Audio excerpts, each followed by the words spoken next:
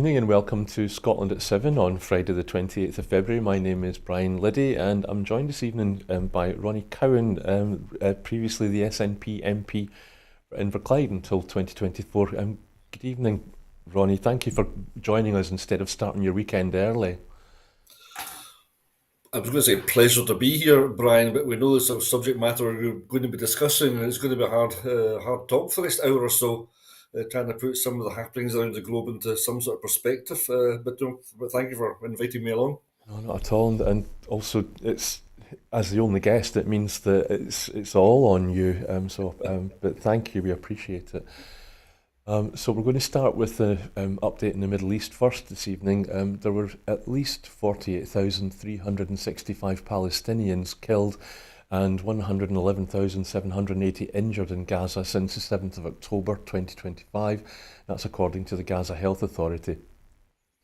Israel's Prime Minister Benjamin Netanyahu has announced that he has instructed a delegation to depart for Egypt for talks on continuing the ceasefire in the war with Hamas in Gaza 2 days before the first stage of the fragile agreement expires.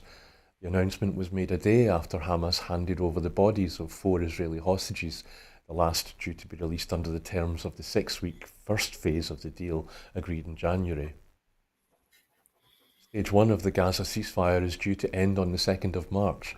Negotiations on how to implement the second stage, which would lead to a permanent end to the war, were supposed to begin weeks ago, but have been repeatedly postponed as a fragile truce has lurched from crisis to crisis. Israel threatens a second Nakba while denying the first ever happened.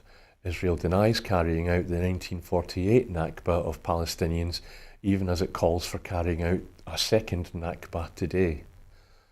And UN Secretary-General Antonio Guterres has said that the Israel-Hamas ceasefire and hostage deal must hold. UN Secretary-General Antonio Guterres said today he will join an emergency meeting of the Arab League in Cairo next week to discuss the reconstruction of Gaza as Arab states weigh a post-war plan for the Palestinian enclave to counter US President Donald Trump's proposal. Arab countries have rejected Trump's idea that the US should take over Gaza and redevelop it as a Riviera of the Middle East, with its population displaced into Egypt and Jordan. But they have yet to announce their own plan. Guterres said Gaza and the West Bank, including East Jerusalem, must be treated as one and governed by a Palestinian government. Ronnie, is there anything there that you'd like to highlight? It's We're looking at the news today, and I haven't seen that much because I've been out and about. But it's like Gaza's slipped a little bit in the discussion, and it tends to be we see what's happening in the Oval Office now in America, and everything focused. That's news for the day. That's what we're all talking about. So obviously, and we'll go into discuss Ukraine later on. But what's happening slowly, hopefully, it's in Gaza is the sort of the baby steps towards some sort of a peace agreement. But the Donald Trump's head rears itself large in that discussion now as well. And I've seen the AI generated promo that he put out for Trump Gaza. And it's the sort of thing that we could easily look at and think, well, that's really funny because obviously it's a joke. But it's not. It's the vision of Elon Musk and the President of the United States that this is what they're going to do to this piece of land with no respect or consideration for the people that live there and for the sovereignty of their nation. It's so. At one side, I see. I'm glad the Arab states are stepping in because they've said no, we're not going to have that. We're going to look to see how we can redevelop this and rebuild Gaza and Palestine at large, which is good to see. Because Donald Trump getting involved in this as some sort of real estate deal is a very frightening prospect. But in the background, if Netanyahu is serious and there are ongoing peace talks and there has been exchange of unfortunately of bodies and prisoners, then we got to think that just maybe I'm trying to be hopeful here and say just maybe we're nudging our way towards a better solution whereby we can start to rebuild Palestine as a nation where they have got their own sovereignty and their own security. That's maybe me just trying to be really, really hopeful, because what we've seen for the last few years, it's just been absolute devastation with no compassion, no understanding, no consideration for the health and safety of the most innocent. But you can only just hope that in the background, because we're fed what we see in the media and we're told what's happening. But I know, with my limited experiences, I know that in the background there are diplomats, there are people meeting and talking and laying the groundworks for people to get together to have the talks which come to a solution. And it's up to the diplomats, the civil servants of this world, to be in the background laying that path down. And I'm sure they're doing this. I'm sure they're talking sensibly somewhere to say, how do we come up with a solution which is palatable for everybody involved? And Netanyahu can stand up and say, look what I've achieved, am I great? And at the same time, we can save the innocent men, women, and children of Palestine who've been slaughtered. Thank you, Ronnie. And as you say, it's interesting to note that I suppose whichever of the two, whether Gaza or Ukraine, is going to be uppermost in the news is going to depend on which one is going the worst out of the two, which says something about the media landscape, I guess. And speaking of which, so today would be, or today is the 1101st day of the war in Ukraine. Kaja Kallas, the EU foreign minister, has accused Donald Trump of falling for a Russian narrative by closing the door on NATO membership for Ukraine. Why are we in NATO? It is because we are afraid of Russia, and the only thing that really works, the only security guarantee that works, is NATO's umbrella, she said. Trump said last night of the war that Ukraine potentially joining NATO was probably the reason the whole thing started. In an interview published on Thursday by Agence France-Presse, Kallas said, "These accusations are totally untrue. That is the Russian narrative that we should not buy." Kallas, a former Prime Minister of Estonia, which borders Russia, said NATO countries had never attacked Russia, which instead was afraid of democracy. Interviewed in Washington, the EU High Representative for Foreign Affairs said of Trump's approach, "My question is why we should give Russia what they want on top of what they already have done, attacking Ukraine, annexing territory, occupying territory, and now offering something on top of it. Consider here in America that after 9/11, you would have sat down with Osama bin Laden and said, okay, what else do you want? I mean, it's unimaginable." Trump, meeting with the UK Prime Minister Sir Keir Starmer on Thursday, appeared to distance himself from previous remarks in which he falsely called Volodymyr Zelensky a dictator. "Did I say that? I can't believe I said that," he said before admitting that his relationship with the Ukrainian president had got a little testy over financial support, but was now on firmer ground. Russian forces staged mass strikes late on Thursday on energy targets in the Kharkiv region of northeastern Ukraine, the regional governor said. Ole Sinabov said one man was injured in the Russian attack on the town of Balaklaya, southeast of Kharkiv. Ukraine's Air Force reported threats of attacks by glide bombs and drones in the region. North Korea has sent more soldiers to Russia and redeployed several to the front line in Kursk, the South Korean spy agency told Agence France-Presse on Thursday. NATO allies to Ukraine are preparing billions more in aid and contributions to security guarantees, the NATO Secretary-General Mark Rutte said on Thursday. The US Treasury Secretary Scott Bessent has insisted there will be no more negotiations over a critical minerals and resources deal that the Trump administration is expecting Volodymyr Zelensky to sign when he arrives in Washington on Friday. That's today. Two researchers at France's main state research agency were sentenced on Thursday to 8 months in prison for throwing improvised explosive devices at the Russian consulate in Marseille in protest at Moscow's invasion of Ukraine. George Sitya, 59, and Vasil Hernsanu, 48, are expected to serve their sentences out of jail by wearing electronic tags. Ronnie, what would you say about today's Ukraine update? Prior to watching the press conference with Trump, Vance, and Zelensky this afternoon. I was looking at this again, trying to be pragmatic about it and thinking, okay, America wants to step in there. America expects to get something back out of this. That's not unusual. Donald Trump, however, has a reputation as somebody who believes that negotiations are simply about him winning. It comes from his real estate background, where he would screw people down to the best possible way he could get, and if they were believed to have to lay people off to fulfil the contracts, and that was tough because Trump was winning, and that was what it's all about.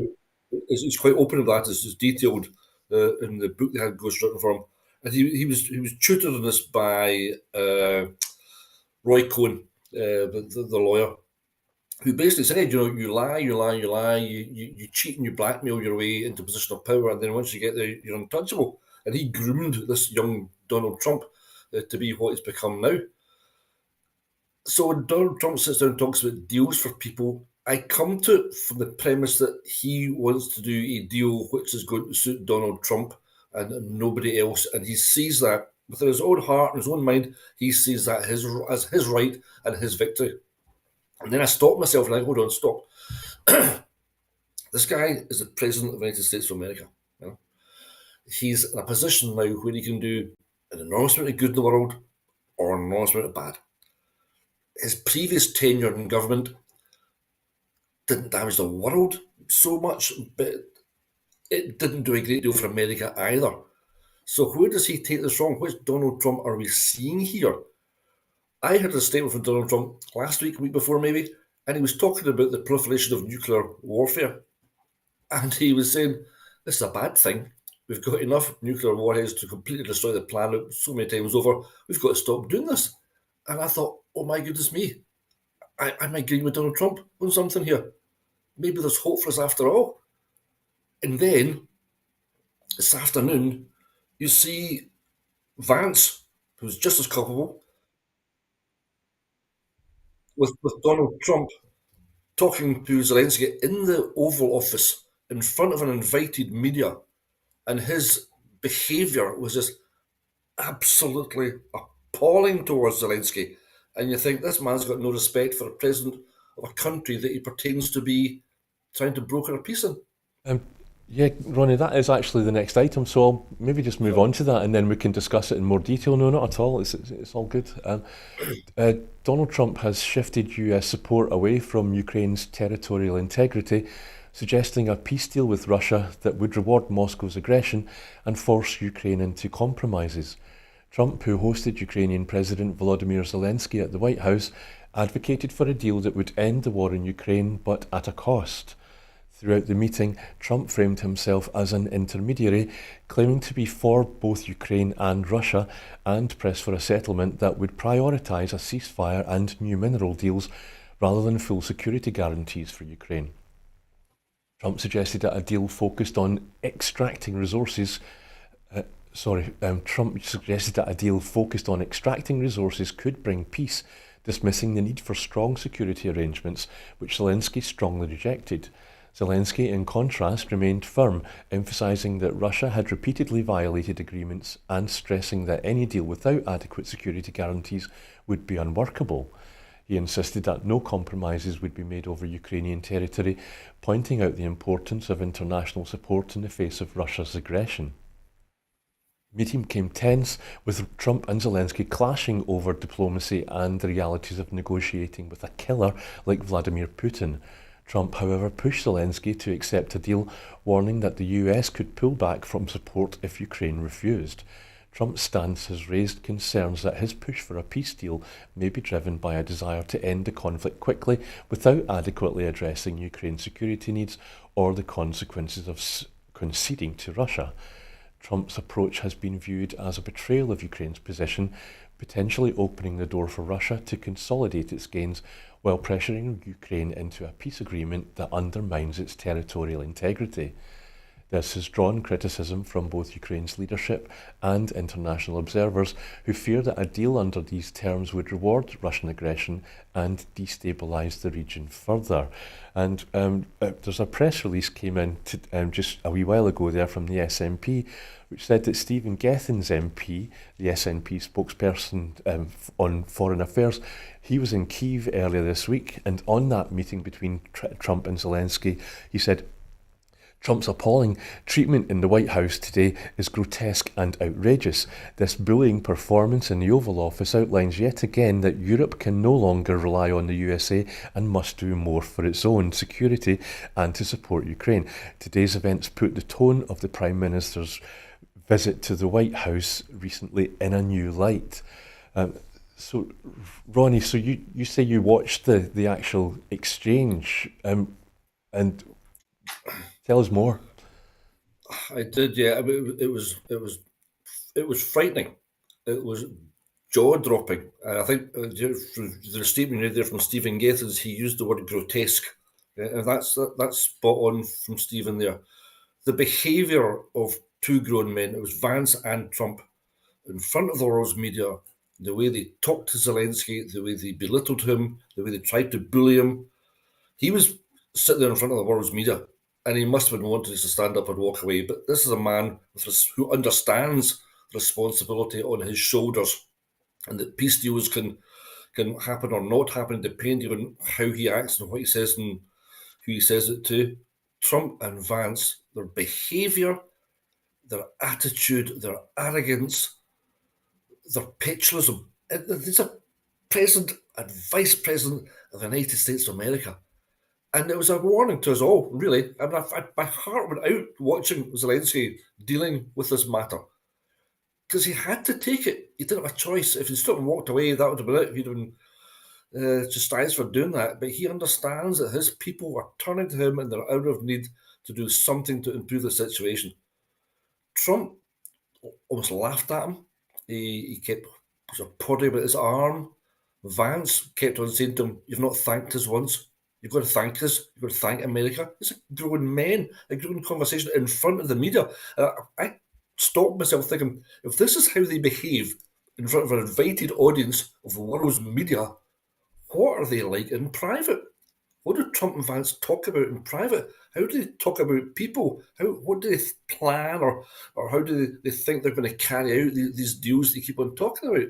Because there's absolutely no respect for a man who's democratically elected to run his country, who has stood up against the oppression of Putin's Russia for all these years, who's kept his country going. When the war broke out in Ukraine, we were told by the media again that the 2 weeks to be in Kiev and that the war would be over. But we're still there. Ukraine's still there. They're still fighting. And there was nothing of that given. There was no pat in the back. There was no support. There was no moral support given to Zelensky. He was treated abominably by the President and Vice President of the United States of America. And one of the things that also brought to my attention was yesterday we had Keir Starmer embracing Donald Trump, and everything was great. It was going to be deals done. You know, the King gave him a letter to take to Donald Trump, and rather strangely, it was actually handed to him in front of the media, and he sat there and read it as if he'd never seen it before. You know, as if those things have already been okayed and beforehand. So, Ronnie, what's Starmer do now? Yeah. Again, Ronnie, I think we're going to have a chance to talk about that later when. Okay. But I mean, just before we're out of time on this, but just quickly, I mean, what does it tell us when these kind of exchanges that you could imagine might have happened behind closed doors between two world leaders that don't agree on something like that, but now we're able to watch them on our screens live? Is this Trump? Is he playing a blinder, or is it just bluster, or should we be scared? I'm genuinely scared. If you watch that whole incident this afternoon and the way they behaved towards the democratically elected leader of a sovereign nation, and the way they basically bullied or tried to bully him, if you look at that and think this is a strange place the world has brought itself to, so I'm not. You'd want to sort of laugh at it. I'm sure many people will lampoon it. I'm sure there'll be lots of comments written about it, but I thought it was genuinely scary. If it had been Starmer in Zelensky's position last week and it had all started to go haywire, do you think Starmer would have the bravery to tell Trump to stop talking like that and get him back onto the rails? No, but Macron did. When he was having a go at Macron, and Macron stepped in and corrected him about the financing of it and how the money was going to get got back from Ukraine after we give them the aid. And he said it's going to come from Russia, it's not going to come from Ukraine, whereas Trump was telling a lie and saying this money was going to be paid back. And that also America had given far more than Europe had done, and Macron stepped in there and corrected him. I don't think Starmer would have. I think Starmer did. And Zelensky was in a situation where he had to sort of play very cleverly about what he was really thinking, but putting in a genuinely impossible situation by Vance and Trump. We can probably pick up more on this when we talk about Trump and his potential visit to Scotland later on. Meanwhile, Annalise Dodds, the International Development Minister, has resigned over Keir Starmer's decision to drastically cut the UK's overseas aid budget to fund increased defence spending. Dodds, a loyal supporter of Starmer, expressed concerns about the impact of slashing the aid budget by nearly £6 billion by 2027. The cuts would reduce aid from 0.56% to 0.3% of the UK's gross national income. She argued that the decision would harm the UK's global reputation and security, particularly in regions like Africa, the Caribbean and the Western Balkans, where the UK has been engaged in vital development work. Dodds believed the cuts would make it difficult to sustain UK support for countries such as Gaza, Sudan and Ukraine, as well as humanitarian programmes like climate action and vaccinations. While Dodds supported the need to increase defence spending in response to Russia's invasion of Ukraine, she warned that relying solely on cuts to public spending, especially in international aid, was not a sustainable solution. She urged the government to explore alternative funding options, such as revising fiscal rules or adjusting taxation, to avoid such drastic reductions in aid. The decision has sparked internal division within the Labour Party, with some cabinet members also expressing concern. Despite this, Starmer defended the cuts, stressing the importance of national security. He reassured that significant support would still be provided to key global issues, including humanitarian aid in conflict zones. Dodds' resignation marks a significant moment in Labour's stance on foreign aid, as she has been a key figure in the party. Her departure is seen as a symbolic protest against the cuts, particularly given her position as a staunch Starmer loyalist. Aid charities have also condemned the cuts, stressing the long-term consequences for the world's poorest communities and the UK's role on the global stage. Starmer has since acknowledged the difficulty of the decision, but maintained that prioritising national security was essential. The government's stance continues to draw criticism from both domestic and international development advocates. Ronnie, we're going to be having another opportunity to talk about these cuts when we talk about the SNP's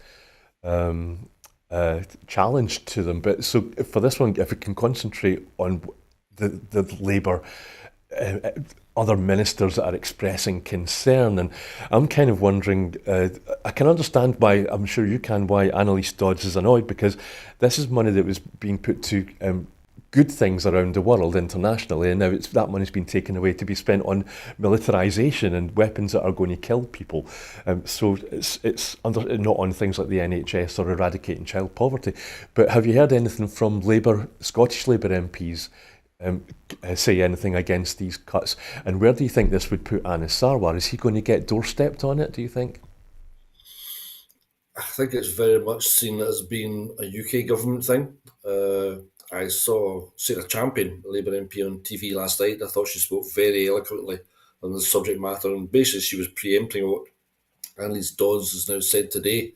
And I don't think there's a real understanding that they've taken money from one column and put it into another column in a spreadsheet, and they haven't fully understood or wargamed what happens if you take that money away from overseas development in the first place. It's not just a financial transaction and it comes out of one bucket and goes into another. What is the effect of reducing our overseas development money or aid to foreign countries? And we know that terrorism and wars and aggression towards the United Kingdom grow out of poverty and poor education, and this money was offsetting that to a degree. It's actually probably the best military, if you like, or best defence expenditure we've got, is to help countries along and saying, this is aid from the UK. This is us helping you in this situation. This garnishes good support, it garnishes favours, it garnishes a better understanding. And by withdrawing it like that, to put the money into military development, it's to me, obviously, I'm saying this is the wrong decision, but I haven't heard anybody who's said this is what we have to do. Because people say, well, we've got to spend more money in the military. Maybe we do, maybe we don't. Depends what sort of money you want to spend it on and where you want to spend it. But I haven't heard anybody actually justify the reduction of the money for overseas in terms of what good it did and what the knock-on effect of it not being there is going to be. They're seeing it as a financial transaction. We don't spend it there, so we spend it here. And it is far more complicated than that. As I say, a champion pointed out like that last night. Annie's Dodds has done, I think, the right thing today. I think I'm right in saying she's the fourth cabinet minister to resign since Keir Starmer took over 7 months ago. I don't know. I was actually through in Holyrood yesterday, but I wasn't talking to any Scottish MSPs. It's the Labour MPs that I knew when I was down at Westminster. I think I'm right in saying they've all been kicked out of the party, but now they've all become independents or whatever. And I've spoken to them. Yeah, and the party is in complete disarray. So disarray at Holyrood, very lacklustre performance just of the FMQs. The Tories seem to be the main critic, if you like, of the Scottish Government now, and the Labour Party just seem to be sitting there. They seem to have lost a real appetite for it, because there was a question asked yesterday about this overseas aid and the cut, and I would have expected the Labour MSPs to be, noisy when the questions have been asked and trying to back up their leader, and they sat there almost in total silence, which was noticeable at the time. So I think there's you talked today about cabinet ministers, other ministers who are split on this, and I can understand that, because I'm dropping all the politics here. There's lots of good people in there who do understand this, but it gets to a point where how far do you go down the line to protect your own career with the view that you think, well, if I become more powerful, then I can do the good stuff that I want to get done. And at what point do you say, do you know what, I've got to take a step back first and disassociate myself from it? That's what Annalise Dodds has done today. So I think it's just another brick in the wall being removed from Keir Starmer's government. Where it takes us in the immediate future, I don't know. But it was obviously the wrong thing to do. There's also a situation where it's not going to affect directly to Scotland, in that we've got over 1,000 jobs, maybe as many as 1,500 jobs, which are now on the line because that they were directly supported by providing us aid abroad. So is the result of this going to be a loss of over 1,000 jobs? Like a lot of them are based around East Kilbride. We haven't heard much about that either. So that would be a very interesting question for Anas Sarwar, or for somebody in the media to put to him. If the knock-on effect is a loss of these 1,000 jobs, do you have a problem with that? Thank you, Ronnie. And I think just to confirm that you're right. Annalise Dodds' resignation is the first serious cabinet resignation Starmer's faced since he became Prime Minister. And she said ultimately these cuts will remove food and healthcare from desperate people. But we've got another chance to talk about this with the next item. And a point of clarification about a previous item about Zelensky and Trump. President Zelensky hasn't signed any mineral rights away as yet. But the next item is Keir Starmer's decision to cut UK overseas aid to the lowest level on record has sparked widespread criticism, with some Labour MPs, the SNP and international NGOs voicing their opposition. The UK's aid budget, which currently stands at 0.5% of national income, will be reduced to 0.3% by 2027. This includes a significant portion of the budget being used for housing asylum seekers, with nearly £4.3 billion spent in 2023 alone. Even if these costs are halved by 2027, the UK's overseas aid spending would still drop to 0.23% of national income, marking the lowest share since records began in 1960. International development charities have strongly opposed the cuts, arguing they will severely harm the UK's global reputation and international development work. A letter from 138 non-government organisations condemned the decision, highlighting the potential damage to humanitarian aid programmes, including those in Yemen, and to global vaccination efforts such as Gavi. The NGOs also warned that the cuts would weaken UK engagement in critical regions like Syria, Afghanistan and Nigeria, areas in which the UK has been heavily involved. The SNP has also voiced its opposition, with Westminster leader Stephen Flynn describing the cuts as immoral and strategically damaging. Flynn called for MPs to be given a vote on the decision, claiming that reducing aid could lead to increased desperation in some of the world's poorest regions and jeopardise the UK's long-term global influence, especially as countries like Russia increase their presence internationally. The backlash intensified following the resignation of Labour's Development Minister Annalise Dodds, who condemned the cuts and for undermining food and healthcare provisions for vulnerable people. The cuts, she argued, could also result in the UK pulling out of critical development work in countries across Africa, the Caribbean and the Western Balkans. With both domestic and international opposition growing, the Labour Party faces increasing pressure to reconsider the planned reductions in overseas aid. Ronnie, I've got two questions, which, if you don't mind, I'll roll them into one because we're running out of time. Do you think, I keep hearing this aid being referred to as foreign aid in the media rather than international aid. Do you think the use of the word foreign rather than international is to make it appeal more to reform voters when Labour say that they're going to bring this in?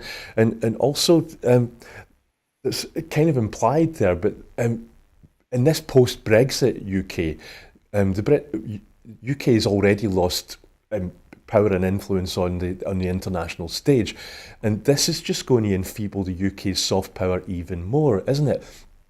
And I've heard some people say that if you cut aid, international aid, it's going to mean international aid is a way of stopping the small boats, because it means that things aren't going to be as drastic. Annalise Dodds and Stephen Flynn touched on that there, and I'm talking too much. So two things for you there. What do you think?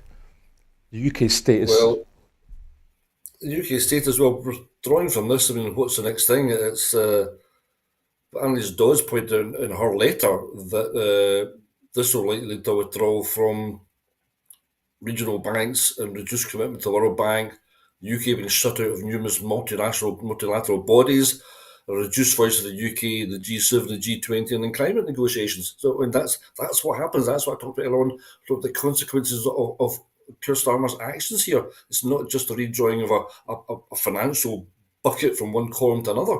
It's how do other people react to what we've done here? How do they see our standing in the world? Are we doing this because the US withdrew the US aid?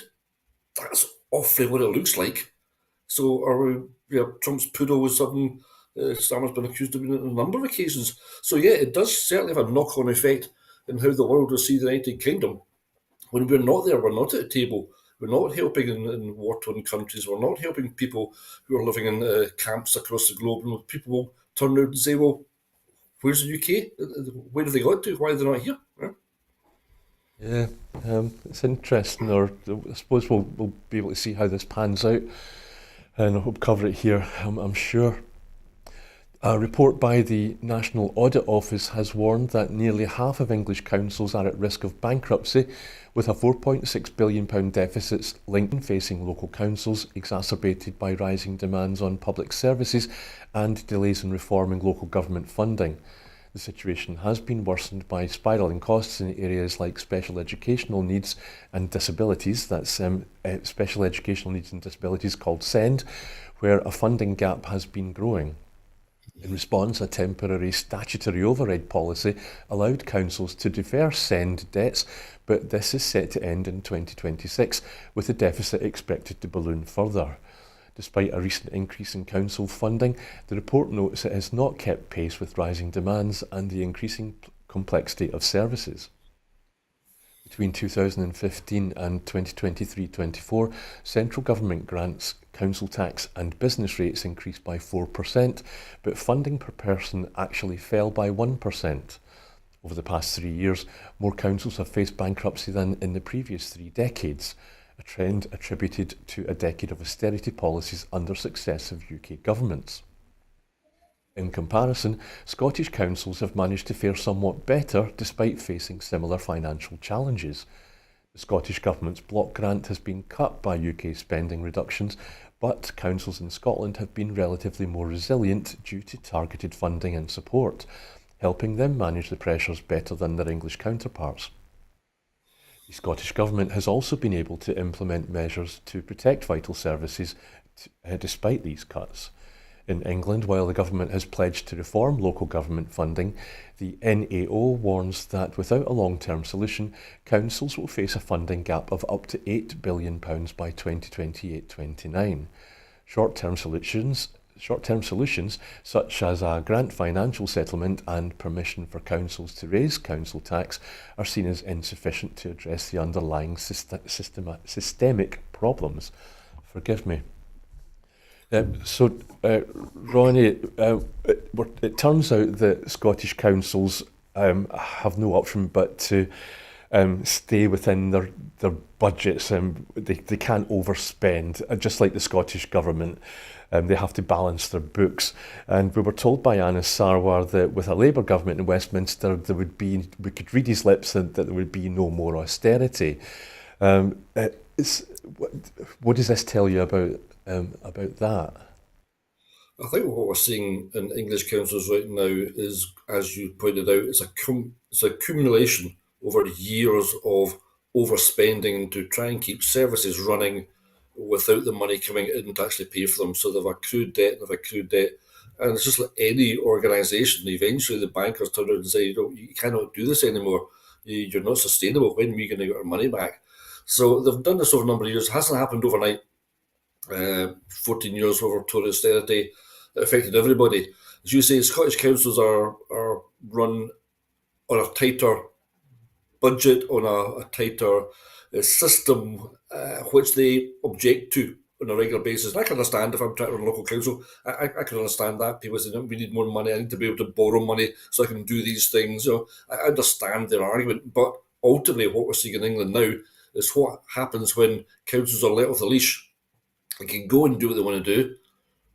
They're left fighting fires because of lack of funding, but they want to have bins empties, they want to have potholes filled in, they want to improve infrastructure for transport or whatever.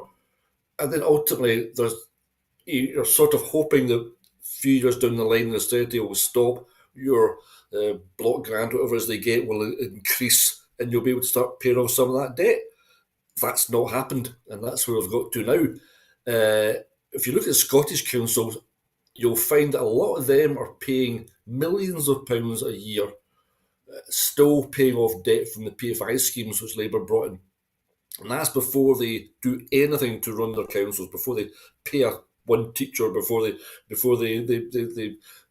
supplement the local bus service or whatever it is they do with their money. Before they can do any of that, they have to take a lump sum of millions of pounds and pay off debt, and that's where they are. But they've been managing that because the Scottish Government has targeted particular services, council tax maybe the most obvious one, and paid that over the years, and importantly, baseline that money as well. So it's not just a case of, we'll help you out this year. That money gets baselined to the councils to allow them to then project further forward. So Scottish councils have been run slightly differently. I can understand why they kick and scream and say we need more money and more freedom to raise that money. But maybe today, and look at what's happened to some English councils, they have to realise there's a compromise here somewhere, that we can't just allow them to run off and do their own thing, because if they do under bad management, and I'm not saying they're all badly managed by any manner of means, but if there is some bad management in there, they can get themselves into an awful lot of trouble. But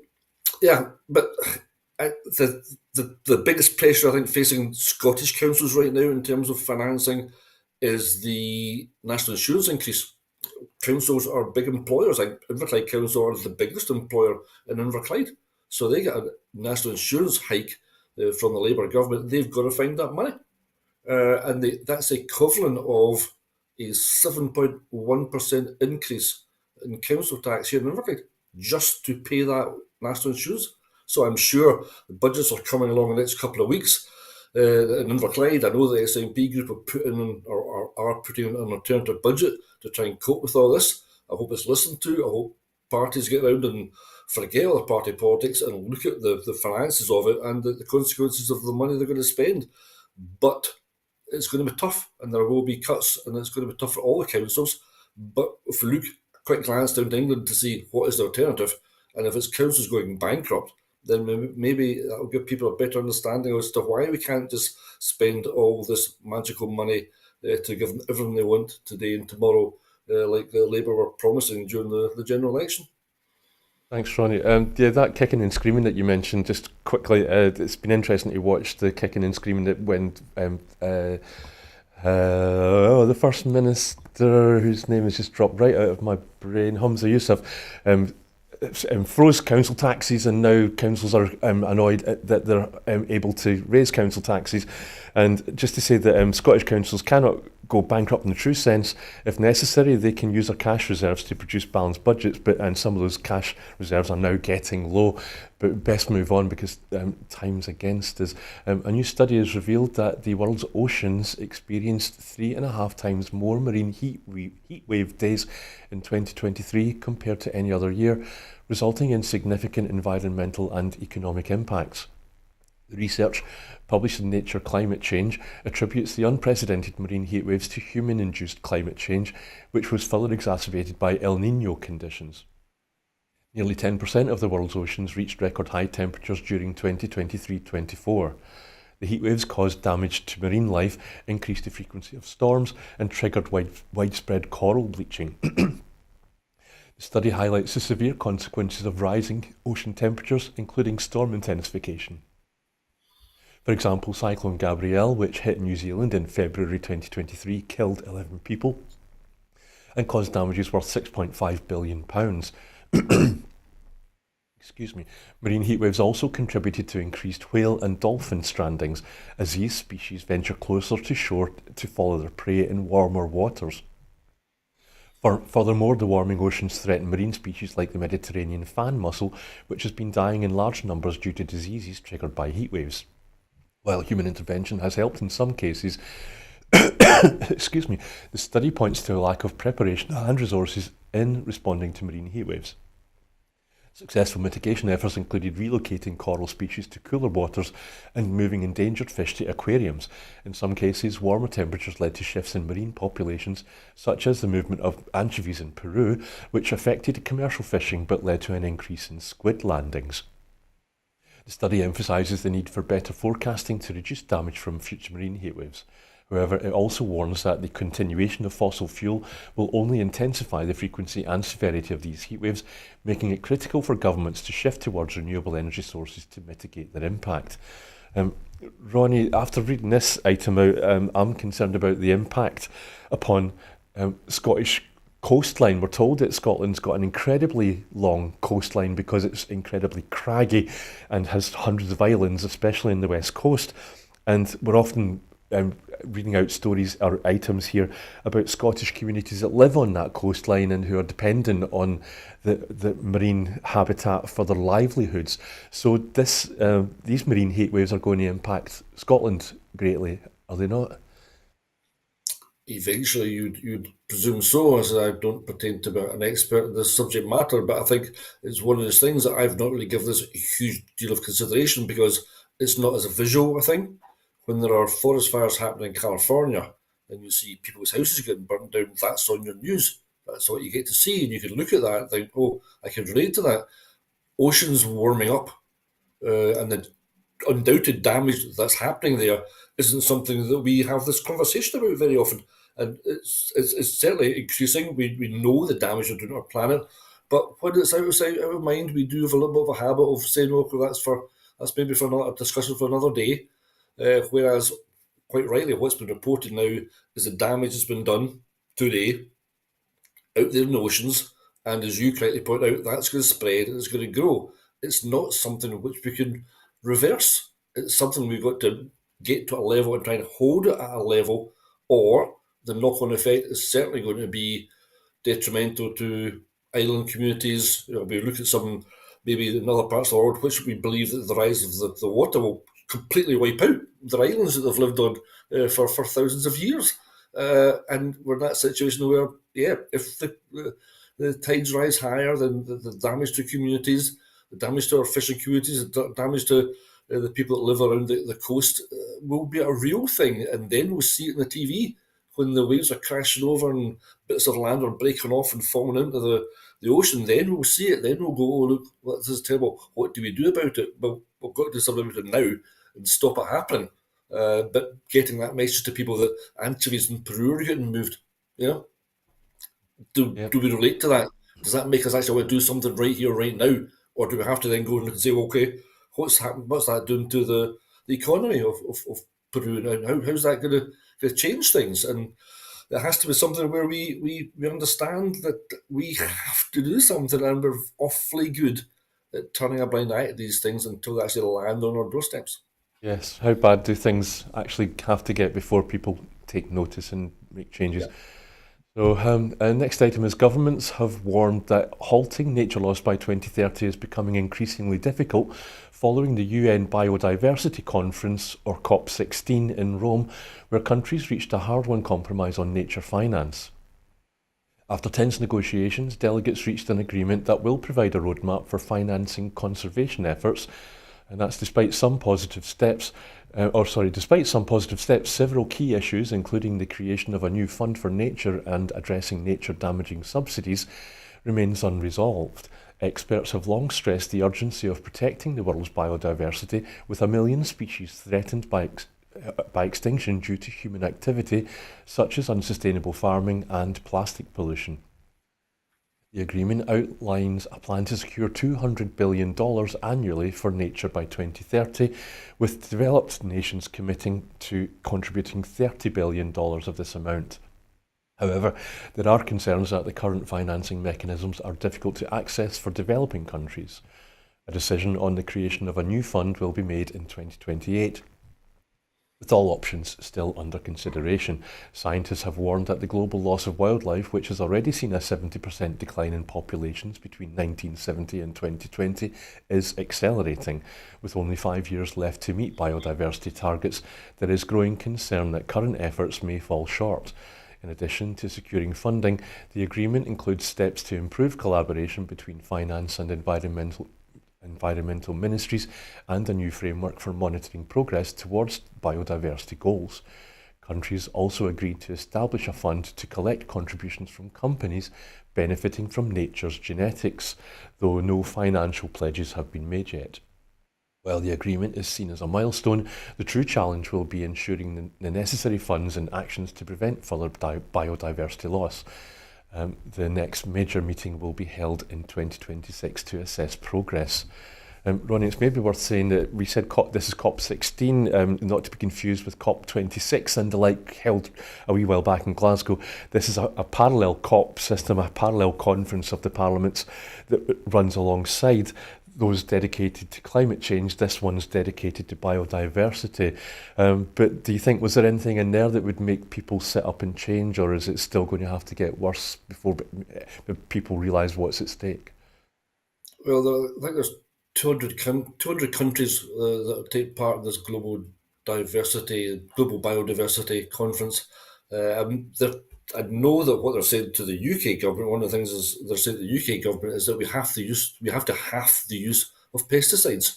So there's a direct thing which we can call for, and we can measure the use of them, and we can see the outcomes from them. And it comes down to those sort of individual actions.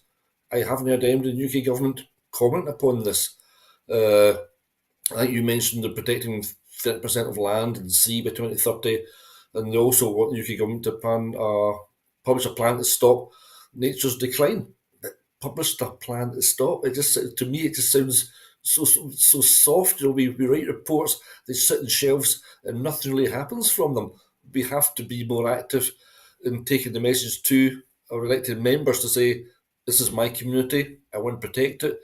Here are things you can directly do. Will you sign up to make this happen? And that's what the likes of the information, the reports that come out of things like COP16 are very helpful in taking somebody like me who hasn't spent a great deal of time looking at something like biodiversity, but understand what's behind it. It's very useful for us all to sit down and read those reports and say, okay, that's a thing, that's a tangible thing we can get our governments, Scottish and Westminster, to do to try and help the situation. And yes, it'll be harder for some countries, the third world countries maybe, so we have to lead by example. Okay, thank you. We've got another story that I think is related to biodiversity. Police Scotland is seeking information after a red kite was found shot near Strathdon, with investigations confirming it was killed between between the 3rd and the 4th of February 2025. The bird was discovered by a member of the public in the Glenbushie area and was initially sent to the Royal Society for the Protection of Birds for assistance. The cause of death wasn't clear at first, but further investigation confirmed it had been shot. Police are now appealing for anyone with relevant information to come forward. Detective Constable Danny Crilly of the Wildlife Crime Unit said that red kites are a protected species under the Wildlife and Countryside Act, making it illegal to harm them. Police are continuing to work with partner agencies to gather more details on the incident. They are specifically asking anyone who was in the Glenbushie area on the 3rd or 4th of February or who may have seen anything suspicious to contact them. Those with information can call police on 101, quoting incident number 046 from the 27th of February, or contact Crime Stoppers anonymously on 0800 555 111. So that's Crime Stoppers. You can call them anonymously on 0800 555 111. Meanwhile, the Scottish Government Minister for Agriculture commented on the latest wildlife crime statistics, which show a 23% drop in recorded wildlife offences, down from 286 in 2021-2022 to 220 in 2022-23. The decrease brings wildlife crime levels back to pre-pandemic figures. Minister Jim Fairley expressed his satisfaction with the progress made, but emphasised the need to remain vigilant while protecting Scotland's wildlife. Ronnie, just briefly, have you anything to add to this story? It reminds me a little bit of the situation where a lot of people, particularly out in like the island of Barra and the likes, are annoyed that sea eagles are being protected because sea eagles take lambs. And to me, it's a bona fide argument. There's people, are farmers trying to make a living off the ground, and they see these CEOs are as predators who are going to damage their stock. I understand that. I can empathise or sympathise with that. So there's a ground that has to be reached as to how do we protect the farmers and their investment and their stock and look after them, but at the same time find a way that we are protecting our larger wildlife. And I suppose in some way, shape, or form, it's something we've always had a dilemma with. As soon as we started fencing off areas of ground and rearing our own cattle and our own sheep and whatever, we have in some way, shape, or form had an effect on the local balance of nature. And this is another example of that. Why somebody goes shooting a red kite? I mean, we do a lot of shooting in Scotland. I'm not protecting that, but we're used to the situation where we have cleared off huge areas of land over the years to populate them with grouse and then go out there and start shooting them. It seems to be, I don't know if this is an extension of that. The birds are things to be shot, whereas lambs are things to be bred and eaten at the table. The balance, I said, we upset the balance of nature every time we do these things. What do we do about it? Protect them, yes, but, and I'm thinking more of the seagulls example here, we have to also understand that people have a livelihood to make. I'm told that I understand, but farmers are compensated for these things. But I'm talking firsthand to people who farm on the likes of Island of Barra, and they are no fan of sea eagles, and they would not accept the argument that they should be protected. However, I'm taking a more uh, nuanced approach to it, that we have to look at our balance and how we protect nature in general. But for shooting red kites, I've got absolutely no idea how somebody would want to go and do that. Yeah, I don't know if you or the viewers have seen red kites, but the first time I saw one, I won't say shocked, but amazed. I mean, they really are huge. They're incredible.